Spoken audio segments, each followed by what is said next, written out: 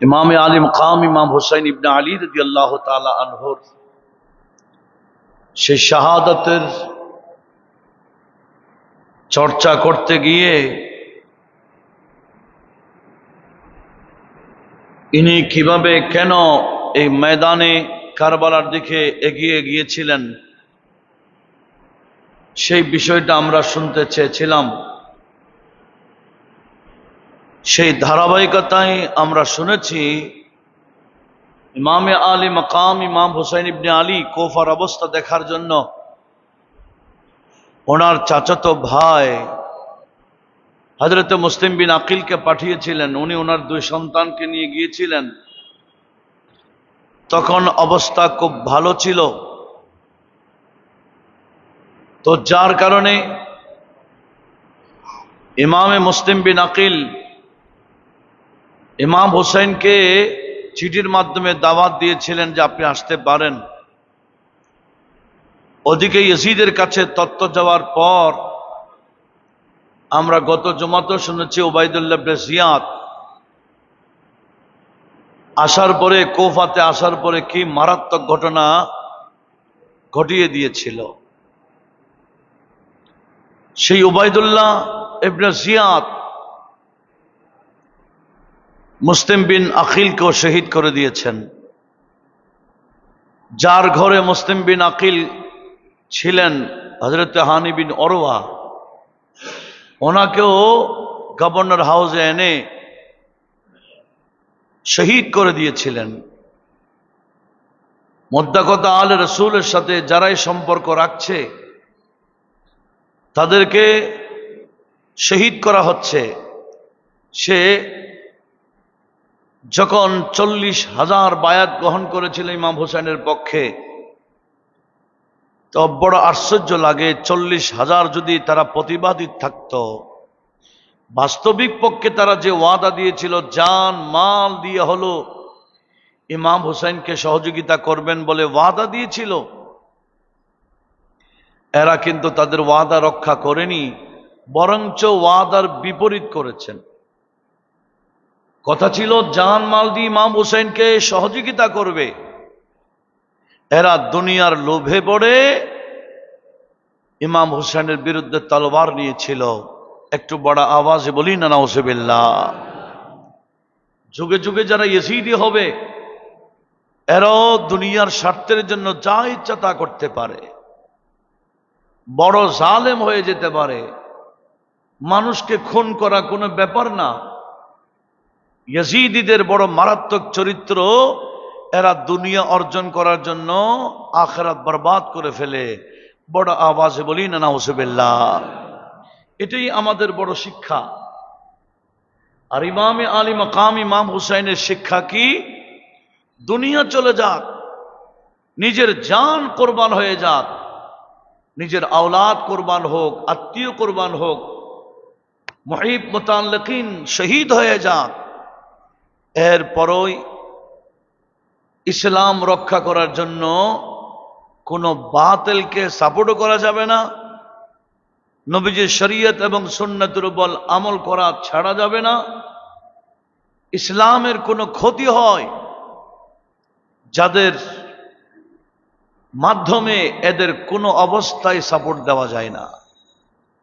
সেটা ইমামি আলী মাকাম ইমাম হুসাইন ইবনে আলীর বড় শিক্ষা। আল্লাহ আমাদেরকে এগুলা ধারণ করার তৌফিক দিক। একটু বলি না আমিন। আসুন, ওদিকে তো ইমাম হুসাইন চলে আসতেছেন, এদিকে ইমামে মুসলিম বিন আকিলের দুই সন্তানকে কি জঘন্যভাবে মেরেছে। আমি ওদিকে যাচ্ছি না, কারণ লম্বা হয়ে যাচ্ছে। আমরা শর্টকাট গুছাবার চেষ্টা চালাচ্ছি। মুসলিম বিন আকিলকে শুধু শহীদ করেছে না, মুসলিম বিন আকিলের ছোট ছোট দুজন হযরত মুহাম্মদ ইব্রাহিম, এই দুইজন বাচ্চাকেও তারা রেহাই দেয় নাই, এই জালেম ইয়াজিদিরা। এদিকে ইমাম হুসাইন চিঠি পাওয়ার পরে রওনা হচ্ছেন, কিন্তু কুফার অবস্থা যে পরিবর্তন হয়ে গেল এই খবর ওনার কাছে এখনো আসতেছে না, এখনো আসার সুযোগ নাই। এদিকে ইমাম হুসাইন মক্কা থেকে কুফার দিকে রওনা যখন হওয়ার প্রস্তুতি নিয়েছিলেন, তো সাহাবায়ে কেরামের মধ্যে আব্দুল্লাহ ইবনে জুবায়ের রাদিয়াল্লাহু তাআলা, ইবনে আব্বাস রাদিয়াল্লাহু তাআলা আনহু, আবু সাঈদ খুদরি রাদিয়াল্লাহু তাআলা আনহু, আরো সাহাবারা ইনাকে বারবার একটা কথা স্মরণ করিয়ে দিয়েছিলেন, যোগো হুসাইন, আপনি তো জানেন কুফার মানুষের অবস্থা, আমরা আপনাকে বলছি আপনি কোনো অবস্থায় কুফাতে যেতে পারবেন না। কুফার মানুষ বড় গাদ্দার, কুফার মানুষেরা যা বলে তা করে না, আপনি তাদের কথার উপর ভরসা করিয়েন না। তো ইমাম হুসাইনকে সবাই নিষেধ করছেন, কুফার মানুষের অবস্থা ওনারা জানতেন বিদায়। তো সবাইকে ইমাম হুসাইন একটা কথা বলেছেন, সেই কথাটা কি একটু শুনি। ইমামে আসাকির উনিও তান তারিখে দামেস্কুল কবিরের মধ্যে রবায়াত করেছেন। এমনকি ইমামে ইবনে জারির তাবরি তারিখে তাবরির মধ্যেও এগুলা নোট করেছেন। সেটা কি? তো ইমাম হুসাইন ওনাদেরকে বলেছেন, আপনারা তো আমাকে বারবার বারণ করছেন আমি যাতে কুফাতে না যাই, তবে আমি কেন যে আমাকে যেতে হচ্ছে বিষয়টা আমি আপনাদেরকে বলে দিচ্ছি। উনি বললেন, ইন্নী রাআইতু রাসূলুল্লাহি সাল্লাল্লাহু আলাইহি ওয়াসাল্লাম ফিল মানামি ওয়া ক্বাদ আমারানি ফিহা বিআমরিন ওয়া আনা মাদিন লাহু আলাইয়া কানা আওলা ফাকালা মা তিলকার রুয়া قال وما حدثت ما حدثت بها أحدا وما أن محدث بها حتى ألقى يا ربي জোরে বলুন সুবহানাল্লাহ। এটা হলো মূল কথা, এটা আমাদেরকে জানা দরকার। অনেকে বলে ইমাম হোসেনকে সাহাবারা নিষেধ করেছেন কুফাতে যাইতে, উনি গেলেন কেন? এটার জবাব এখানে। তারিখে তাবরি মানি, ওনার তারিখটা আপনার পারলে যারা শিক্ষিত সমাজ দেখে নিয়েন, ওই ইতিহাসের কিতাবটা কত উপরের। ইনি কত বড় মুফাসসির মুহাদ্দিস ছিলেন ইবনে জারির তাবরি। উনিও এগুলা একটা ইতিহাসও মন গড়া সব সনদ সহকারে, ওনার প্রতিটা হাদিস সনদ সহকারে। তো উনি এখানে বলছেন, ইমাম হুসাইনকে যখন সাহাবারা বললেন আপনি যায়েন না, উনি বললেন আমি না গিয়ে কি করি? ইন্নী রাআইতু রাসূলুল্লাহ সাল্লাল্লাহু আলাইহি ওয়াসাল্লাম ফিল মানাম, আমি স্বপ্ন যুগে নবীজিকে দেখেছি, নবীজি আমাকে যে হুকুম দিয়েছেন এটা আমি করে যাব। নবীজি আমাকে হুকুম যেটা দিয়েছেন আমি এটা করে যাব, আমাকে যা আদেশ দেওয়া হয়েছে আমি এটা করতেই যাব। আপনারা নিষেধ করলে আমি আর কিছু করার নাই, আমি আমার নবীজি যা আদেশ দিয়েছেন এটা করতে যাব। তখন সাহাবারা জিজ্ঞেস করেছেন, মা হাদিহি রুয়া, ওই স্বপ্না তিলকার রুয়া, ওই স্বপ্নগুলা কি? স্বপ্ন কি দেখেছেন একটু আমাদেরকে শোনান। তখন উনি বলেন, যা স্বপ্ন দেখেছি, নবীজি আমাকে যা আদেশ দিয়েছেন এটা আমি ফাঁস করতে পারবো না, এটা আমি আপনাদেরকে বলতে পারবো না যতক্ষণ আমি আল্লাহর কাছে সাক্ষাৎ করব না, অর্থাৎ আমি শহীদ হওয়ার আগ পর্যন্ত এটা বলার কোনো সুযোগ নাই। জোরে বলুন সুবহানাল্লাহ। কারণ ইমাম হুসাইনের শাহাদাত এটা তো কুদরতি ব্যবস্থাপনায় নবীজি আগে ভাগে জানতেন। আরে নয়, যখন আমাদের নবীর মিলাদের আগে, নবীজির মিলাদের আগেও এটা আসমানি কিতাবের মধ্যে লেখা ছিল যে ইমামে হুসাইন শহীদ হবেন কারবালার ময়দানে। সেজন্য আমাদের নবীর দুনিয়াতে আসার 300-350 বছর আগে একটা কবিতা ছিল, যেটা ইমাম হুসাইনকে, যখন ইমাম হুসাইনের মাথা মোবারক কুফা থেকে দামেস্কে ইয়েজিদের কাছে নিয়ে যাচ্ছিল ৭০ জন কাফেলায় ইয়েজিদিরা। তখন তারা মধ্যখানে কয়েক জায়গায় স্টে করেছিলেন। তাদের মধ্যে একটা খ্রিস্টান গির্জার মধ্যে উঠেছিলেন। তো গির্জার বাহিরে লেখা আছে বড় অক্ষরে একটা আরবি কবিতা। সে আরবি কবিতা কি? আতারজু উম্মাতুন কাতালাতি হুসাইনা শাফাআতা জাদ্দিহি ইয়াউমাল হিসাবি। একটু জোরে বলি না সুবহানাল্লাহ। এটা আরবি কবিতা লেখা আছে গির্জার বাহিরে। এরা নিয়ে যাচ্ছে ইমাম হোসেনের মাথা মোবারক দামেস্কে, আর জিজ্ঞেস করছে এই কবিতাটা এখানে লেখছে কে? বলে এটা নতুন কোন কবিতার লাইন না, এটা এইখানে লেখা ছিল 300 থেকে 350 বছর আগ থেকে। অর্থ কি কবিতার? আতারজু উম্মাতুন, ওই জাতি কি আশা করে, কাতালাত হুসাইনা, যে জাতি ইমাম হুসাইনকে শহীদ করেছে, যে শাফাআত জাদ্দিহি, ইমাম হুসাইনের নানার সুপারিশ তাদের পক্ষে হবে ইয়াউমুল হিসাব, কিয়ামত দিবসে। যারা ইমাম হুসেনকে শহীদ করেছে এরা কি আশা করে বসে আছে যে ইমাম হুসেনের নানা কিয়ামতের দিন তাদেরকে সুপারিশ করবে? এটা হচ্ছে কবিতার অর্থ। এই কবিতাটা লেখা ছিল কয় বছর আগ থেকে? এবার বুঝেন, তাহলে ইমাম হুসেনের শাহাদাত এটা কিন্তু হুট করে হয় নাই। এমনকি আমার নবীজি একদিন এক রানের মধ্যে নবীজির আপন ছেলে হযরত ইব্রাহিমকে রেখেছেন, আরেক রানের মধ্যে ইমাম হোসেনকে রেখেছেন। তখন জিবরিল এসে বলছেন, ইয়া রাসূলুল্লাহ, আপনি তো দুজনকেই আদর করছেন, তবে আপনার এই নাতিকে আমার আল্লাহ কবুল করেছেন, আপনার এই নাতির কোরবানি আল্লাহ চেয়েছেন আপনার গুনাহগার উম্মতের জন্য। ইমাম হুসাইনের রক্ত, ইমাম হুসাইনের প্রতিটা রক্তের বোঠার বিনিময়ে গুনাহগার উম্মতের সুপারিশের মাধ্যম হবে। সেজন্য আমাদের নবী শুধু আমরা গুনাহগারের জন্য এই ইমাম হুসাইন এবং ওনার আওলাদদের কোরবানি দিয়েছেন। এখানে অন্য কোনো মকসদ না, কিয়ামতের ময়দানে আমাদেরকে পার করাবার জন্য। নিশ্চয়ই স্বপ্নযুগে এটা আমার নবীজি ওনাকে শুনাইছেন, বলেছেন বিদায়, কারণ এটা তো আল্লাহ প্রদত্ত ফয়সালা। এমনকি কারবালার মাটি সহ আমার নবীকে এনে দেওয়া হয়েছিল।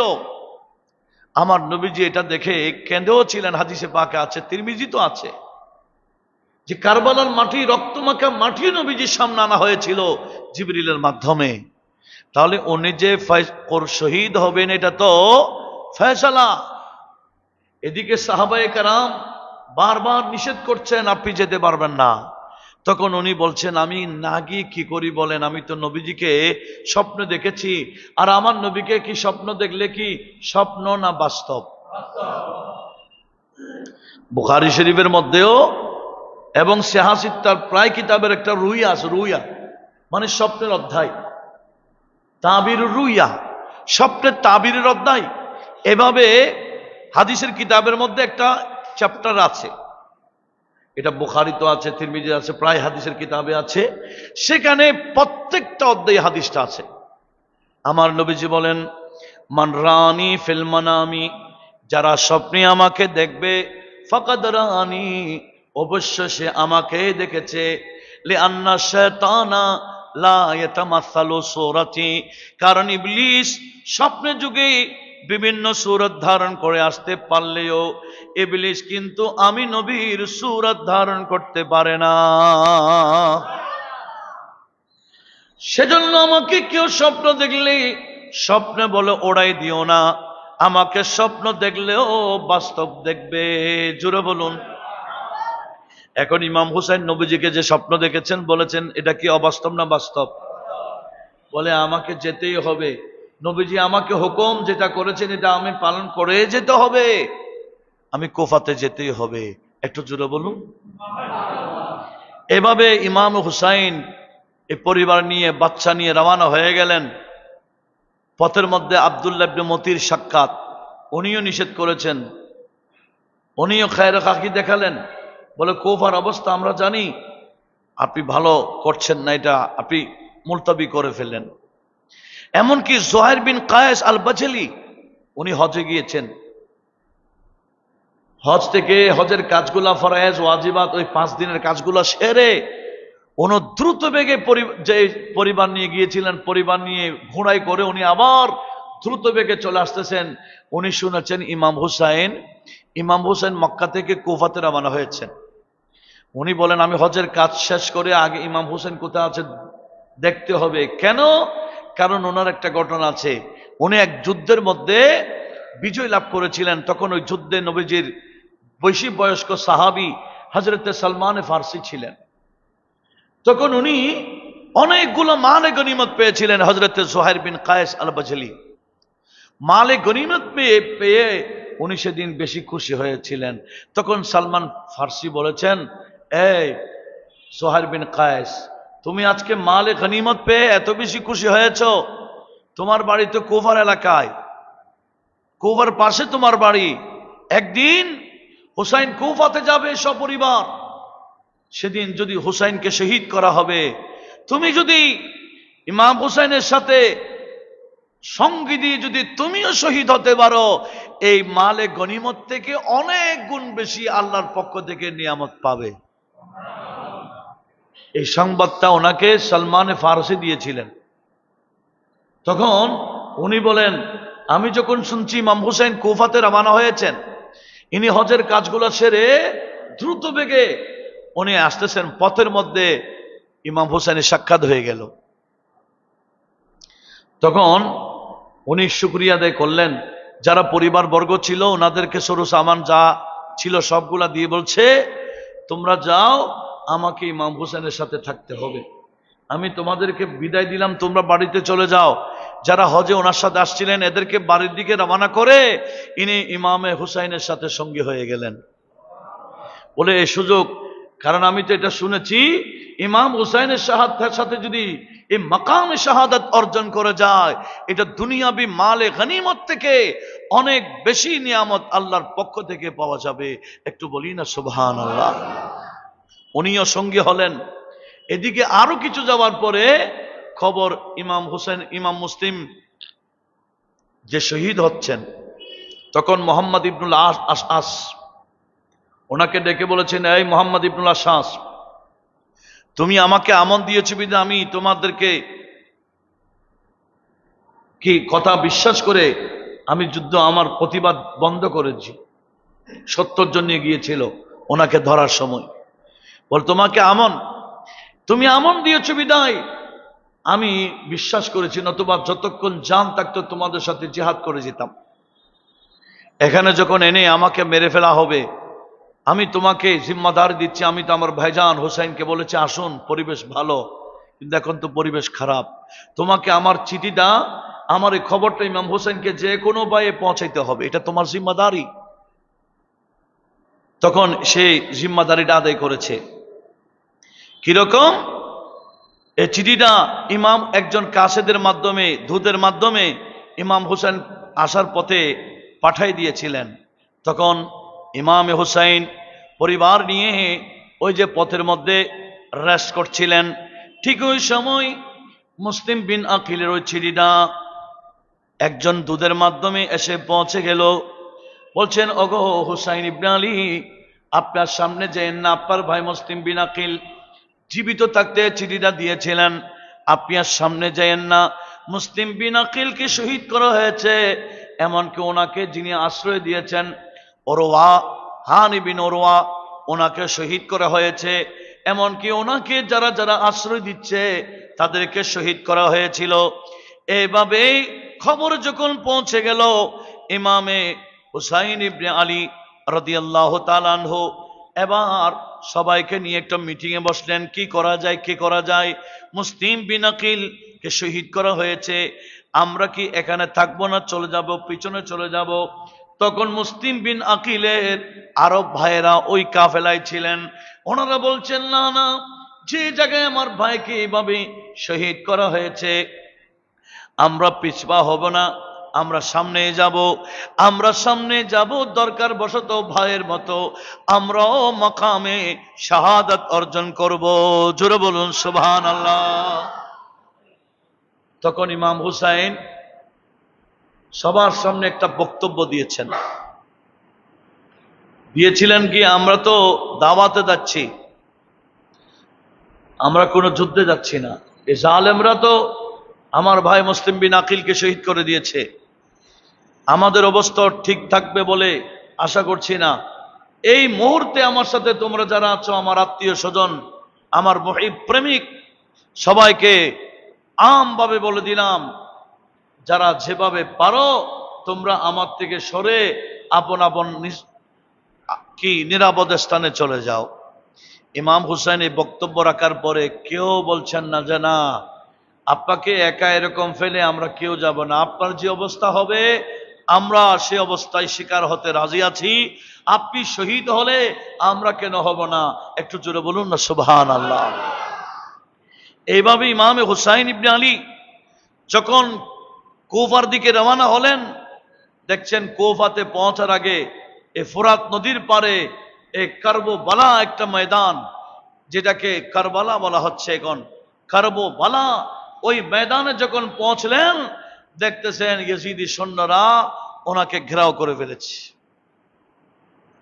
হুর বিন ইয়াজিদ আর রায়াহির নেতৃত্বে 1000 সৈন্য এসে উবাইদুল্লাহ ইবনে জিয়াদ ইয়াজিদের পক্ষে এই সৈন্যগুলা পাঠিয়েছে, ইমাম হুসাইনকে ঘেরাও করে ফেলেছে। বলে আপনি আর কোথাও যেতে পারবেন না, এখানে তাবু গাড়েন, কুফাতেও যেতে পারবেন না।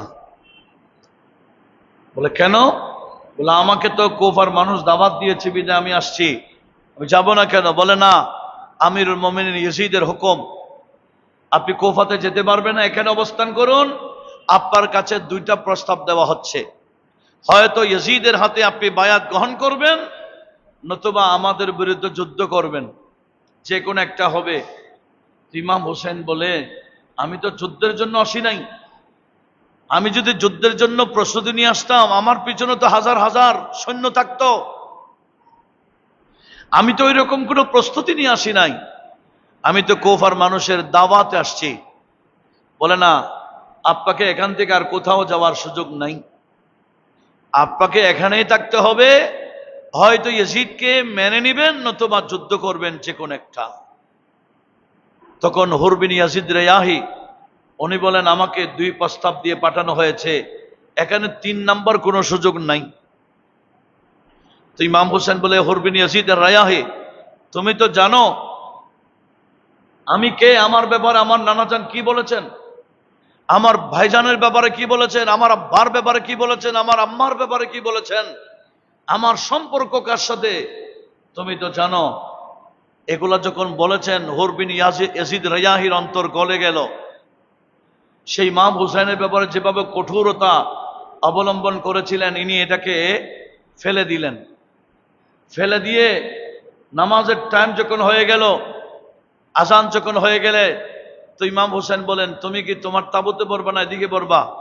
হুর বিন ইয়াজিদ রায়াহি সৈন্য যারা ছিল এদেরকে নিয়ে ইমাম হুসাইনকে ইমাম বানিয়ে জোহরের নামাজ পড়েছেন। একটু জোরে বলুন না সুবহানাল্লাহ। ইয়াজিদের সৈন্য সহ ইমাম হুসাইনের পিছনে কি পড়েছেন? জোহরের নামাজ পড়েছে, এমনকি আসরের নামাজও পড়েছেন। ওই রাত হুর বিন ইয়াজিদ বলেছিলেন আপনি যেভাবে বক্তব্য দিয়েছেন আমার অন্তর আপনার দিকে এখন ঝুঁকে গেছে, আপনার বিরুদ্ধে তলোয়ার নেওয়ার সেই মানসিকতা আমার নাই। আমাকে যদিও বা বলা হয়েছে আপনাকে অ্যারেস্ট করে রাখার জন্য, কিন্তু না, আমার সৈন্যরা কেউ জানবে না, আপনি রাতে রাতে যেদিকে ইচ্ছা সেদিকে চলে যান, আমি সৈন্যদেরকে নিয়ে এদিকে আসি। কিন্তু তকদিরের মামলা, ইমাম হুসেন হুর বিন ইয়াজিদ রায়াহির কথা শুনে পরিবার নিয়ে রওনা হয়েছিলেন ঠিক, কিন্তু গোটা রাত চলার পরেও দেখলেন ফজরে যে জায়গা থেকে রওনা হয়ে ঘুরে ফিরে সেই জায়গায় উপস্থিত হয়েছেন। একটু বড় আওয়াজে বলুন না সুবহানাল্লাহ। কারণ তো ইসলামকে রক্ষার জন্য ওনার খুনের দরকার আছে, ওনার রক্তর দরকার আছে, ওনার কোরবানির দরকার আছে। উনি যদি কোরবান না হতেন এই পর্যন্ত ইসলাম সঠিকভাবে আসা অসম্ভব ছিল।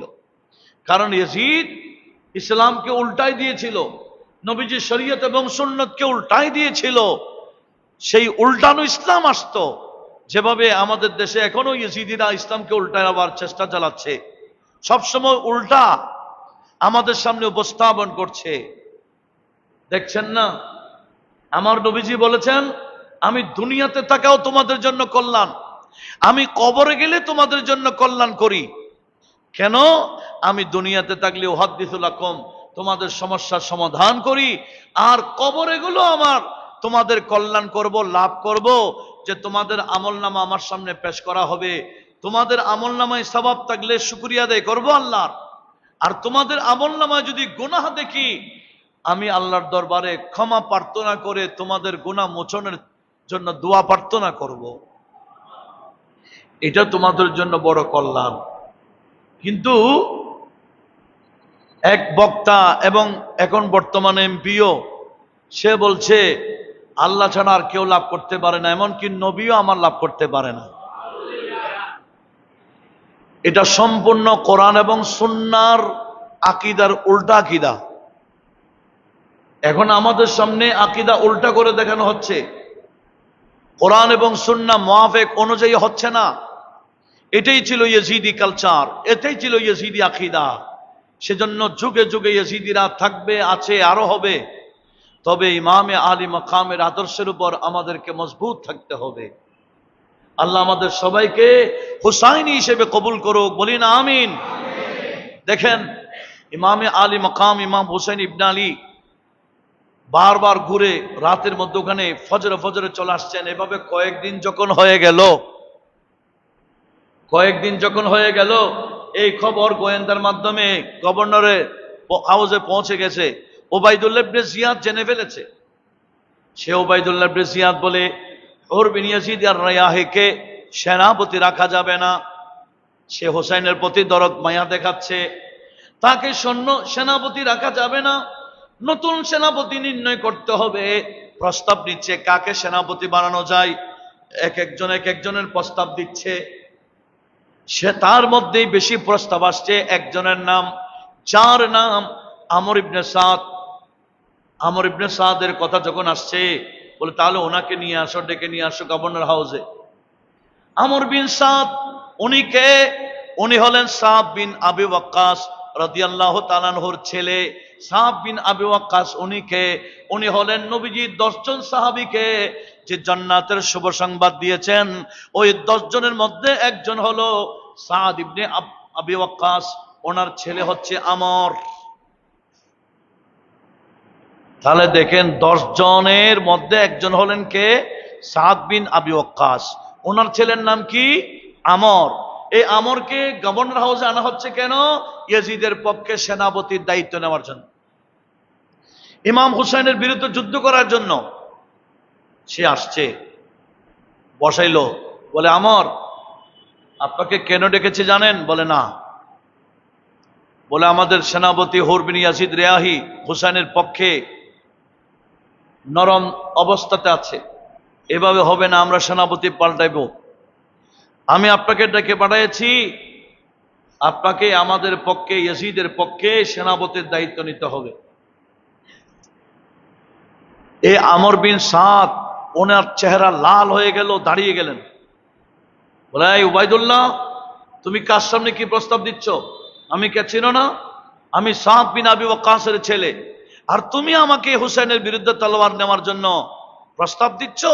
উনি রাগে যা বলা তা বললেন। দীর্ঘক্ষণ ওনার রাগ ঝাড়লেন। তখন ওবাইদুল্লাহ ইবনে জিয়াদ বলছে, এই আমর, আপনি এত জোরসে কেন গেলেন? একটু হোঁশ করেন। বলে, কিসের হোঁশ? বলে, হুসাইনের পক্ষে 100 জনও নাই। তুমি যদি যুদ্ধ করো, তোমার পক্ষে 1000 ওখানে রেডি আছে, এখনো 4000 তোমার সাথেই যাবে, আরো যত লাগে তত দেওয়া হবে, বিজয় তো তোমার নিশ্চিত।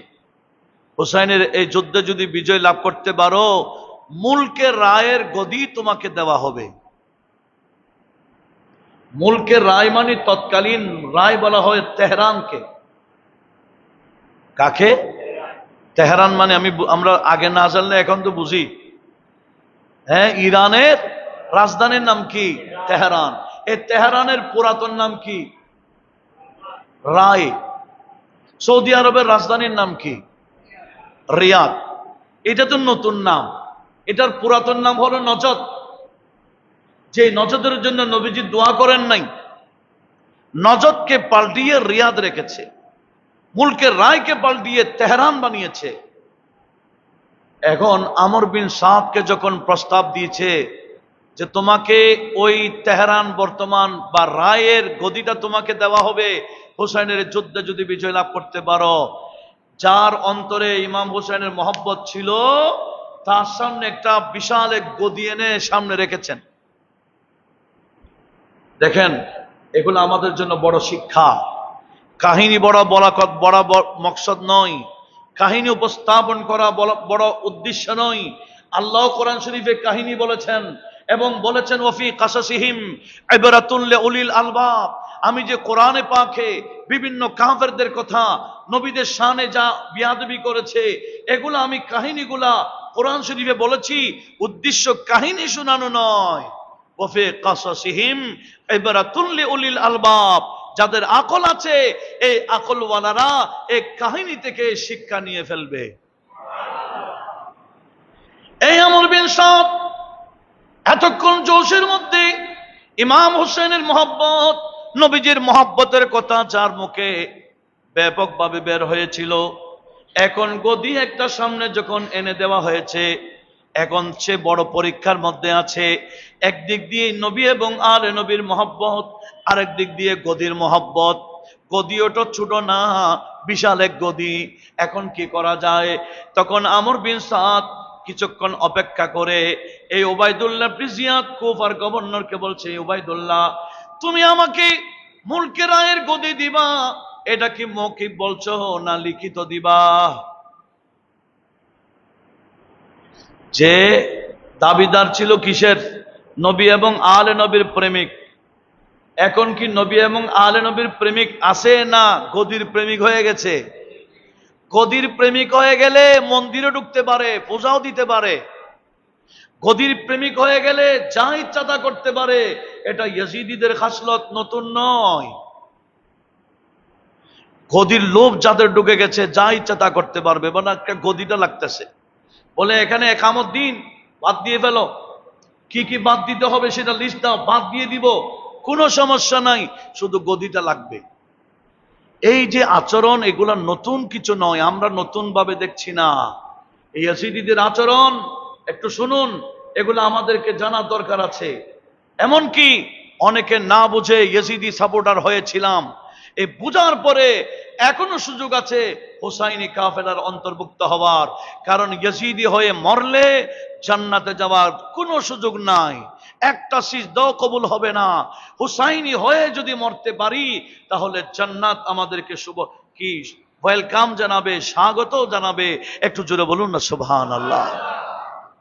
মানুষের ভুল হয়, ভুলে থেকে যাওয়া এটা এটা ইবলিসের আচরণ। ইমানদার ভুল থেকে ভুল বুঝে শুধরায় ফেলে আপনকে। সেজন্য আমাদের প্রত্যেকের উচিত এই বিষয়টা আমাদের ব্রেনে ঢোকাবো। ইয়াজিদি কালচার কি, হুসাইনি আদর্শ কি, এই দুইটা আমরা সামনে রাখবো। যদি হুসাইনি আদর্শকে ধারণ করতে পারি তাহলে আমরা কামিয়াব। আল্লাহ আমাদেরকে এগুলা বোঝার তৌফিক দিক, আমিন বলেন। তো কি বলতে চেয়েলাম, যার মুখে বলেছিল আশিকে রসুল, আশিকে আহলে বাইত, এখন আশিকে কি হয়ে গেল? গদি হয়ে গেল। সেই গদিটা মুলকে রায়ের।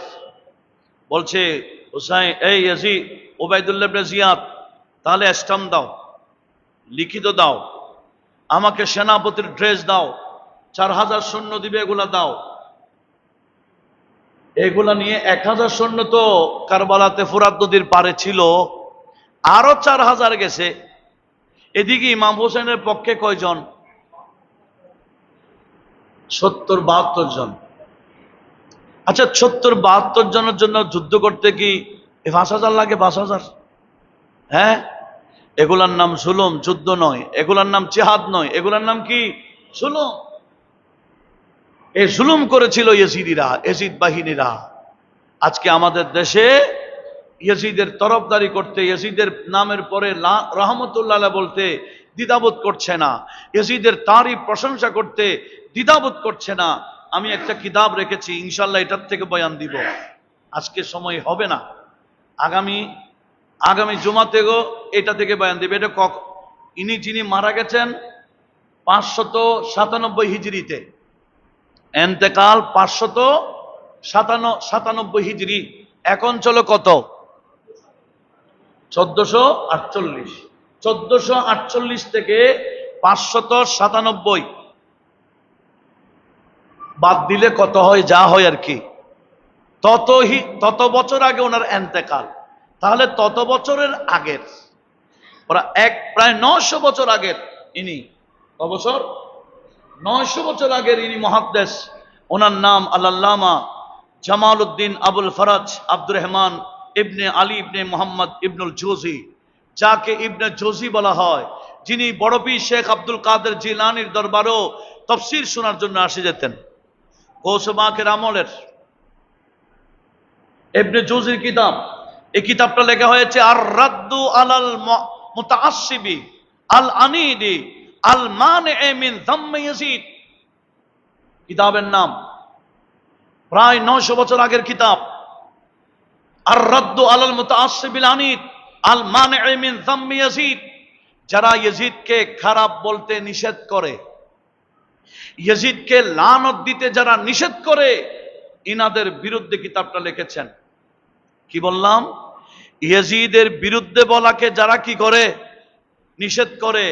এখনো আমাদের দেশে এরকম অনেক মুফতি আছে, স্কলার আছে, ডক্টর আছে, খতিব আছে, বক্তা আছে, ইমাম আছে, হ্যাঁ, বলে না ইয়াজিদের বিরুদ্ধে বলা যাবে না, উনি একজন বিখ্যাত সাহাবীর ছেলে, উনি বড় আল্লাহওয়ালা ছিলেন, অনেক বড় আল্লামা ছিলেন, রাতে 100 রাকাত নামাজ পড়তেন, এই করতেন সে করতেন।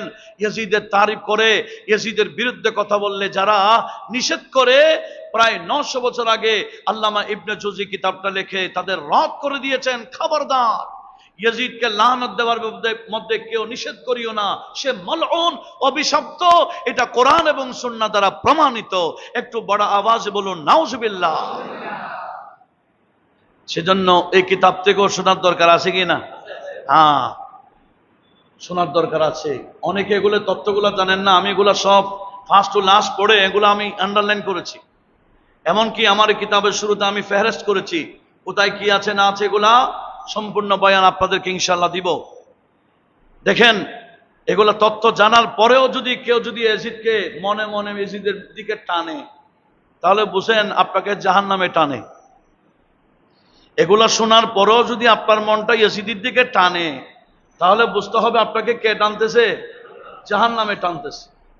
বিদায় আমাদের কাজ হলো পৌঁছায় দেওয়া। এগুলা গ্রহণ করে না করে আপনাদের বিষয়। আর আমি কোনো মন গড়া বক্তব্য দিই না, আমার প্রত্যেকটা কথার পিছনে আমি রেফারেন্স রাখি। আমি কোনো বক্তব্য, আমার প্রত্যেকটা বক্তব্যের পিছনে কারো কোনো আপত্তি থাকলেও বলতে পারবেন, এখানে কোনো রেফারেন্স ছাড়া কথা নাই। আল্লাহ পাক সুবহান ওয়া তাআলা সবাইকে এই বিষয়ে একটু সজাগ হয়ে যাবার তৌফিক দিক, আমিন বলেন। তাহলে যে বান্দা কি করেছিল? মুখ দিয়ে আলে নবীর তারই প্রশংসা করেছিল, এখন কি নিয়ে বের হয়েছে? তলোয়ার নিয়ে বের হয়ে গেছে। কয় হাজার সৈন্য? 4000। ওদিকে 1000 দরকার। চিঠি একটা নিয়ে হুরবিন ইয়াজিদকে ডেকে বলছে, হুরবিন ইয়াজিদ রে আহি, তুমি তো আগে সেনাপতি ছিলা, ওবায়দুল্লাহ ইবনে জিয়াদ গভর্নর তোমাকে বরখাস্ত করে দিয়েছে, এখন থেকে সেনাপতি আমি। আমর বিন সাদ যখন ইমাম হুসাইনের সামনে গিয়েছিলেন, তখন ইমাম হোসেন তাকে ডাক দিয়ে বলছে, আমি তো তোমাকে চিনছি, তুমি না আমার নানাজান যাকে জান্নাতের শুভ সংবাদ দিয়েছিলেন, সাদ বিন আবি ওয়াক্কাসের ছেলে? বলে হ্যাঁ। এই আমর, তুমি কি জানো না আমার নানাজান আমি এবং আমার ভাইজানের ব্যাপারে কি কি বলেছেন? বলে জানি। এগুলা বলার পরে সে আমর বলছে, হোসাইন, আপনার কোন লম্বা বক্তব্য শোনার জন্য আসি নাই, দুইটা প্রস্তাব নিয়ে আসছি। কে ইয়াজিদকে সাপোর্ট করবেন, বায়াত গ্রহণ করবেন, নাকি যুদ্ধ করবেন? কোনটা করবেন করেন, প্রস্তুতি নেন, আমি যুদ্ধের জন্য আসছি। একটু বড় আওয়াজে বলুন না নাউজুবিল্লাহ। এই আমর বিন সাদ এত বড় বিখ্যাত সাহাবীর ছেলে হওয়া সত্ত্বেও তার মুখ দিয়ে এগুলা কে বের করতেছে? গদিয়ে, গদি গদি। আমাদের দেশেও এরকম গদি পাওয়ার জন্য কত না কিছু করেছে। এদিকে আমরা জানি ইরান এবং আমেরিকা হচ্ছে বাঘে মহিষ। বাঘে মহিষ বুঝি দিও। ইরান এবং কি আমেরিকা চলছে না, কিছু দল পাঠিয়ে দিল বলে ওনার জানাজা বড়। আর যারা ওনাকে মেরেছে জানাজা পড়ার জন্য, যার জানাজা পড়ার জন্য একটা দল গেছে, পাঠাইছে আর কি। আবার এদিকে বাংলাদেশে বলতেছে না আমেরিকা আমাদের বিশ্বস্ত বন্ধু।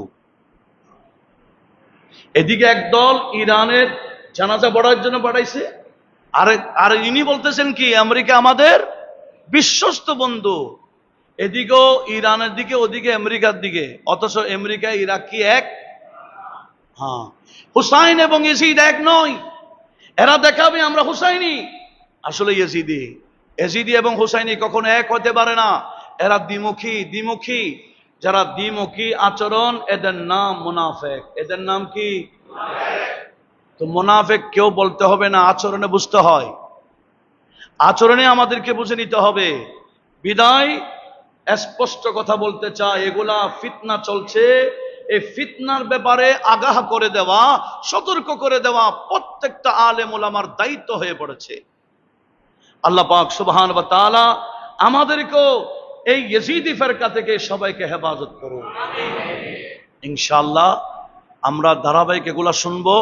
ঈমান আকীদা আমাদের হেফাজত করব, শুধু নিজেরটা না, ফ্যামিলিদেরকে রক্ষা করতে হবে, এলাকা রক্ষা করতে হবে। আল্লাহ আমাদের সবাইকে এই বিষয়ে এগিয়ে যাবার তৌফিক দান করুক, আমিন।